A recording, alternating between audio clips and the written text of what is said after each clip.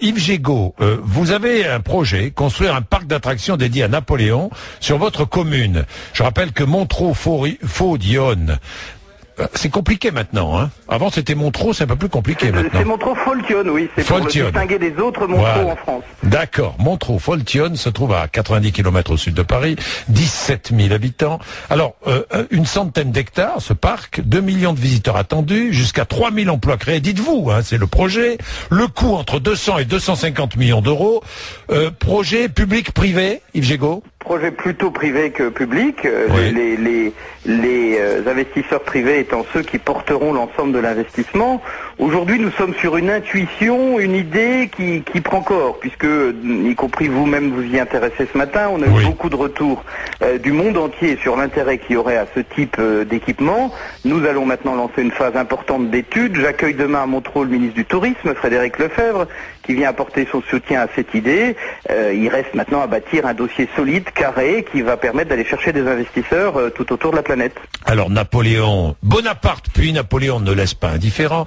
80 000 livres, je dis bien livres, en 2 siècles ont été écrits sur Napoléon. C'est incroyable, hein. C'est incroyable. Un personnage historique qui, dans le monde, a suscité autant d'écrits, autant de films. Il y a eu, je crois, plus d'un film sur Napoléon par an depuis que le cinéma existe. Enfin, c'est vraiment assez exceptionnel dans la panoplie des personnages historiques de la planète. Et Yves Gégaud, on va rappeler qu'à Montreux a eu lieu l'une des dernières batailles victorieuses de Napoléon. C'était le 18 février 1814 contre les Autrichiens. Exactement. Nous fêtons demain le 198e anniversaire de la bataille de Montreux. On dit que c'était sa dernière joie de soldat, sa dernière victoire, puisque, vous le savez, le 21 avril, les adieux de Fontainebleau, quelques jours après son abdication, ont amené la suite de l'histoire napoléonienne qui n'a pas été faite de victoire. Donc la bataille de Montreux est dans l'histoire napoléonienne sans doute sa dernière joie de militaire. Ne craignez rien, mes amis, le boulet qui me tuera n'est pas encore fondu. On croirait un slogan politique, hein. Oui. Un pays qui vénère encore un tel homme a sûrement un problème. Ça, c'est la presse anglaise qui le dit.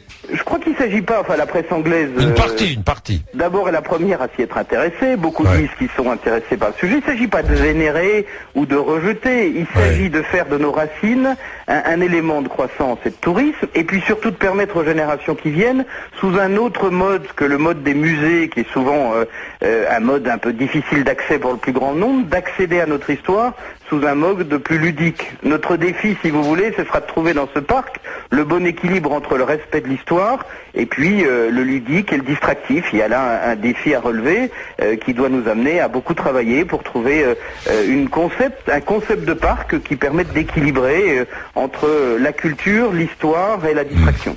Bien, merci Yves Gégaud.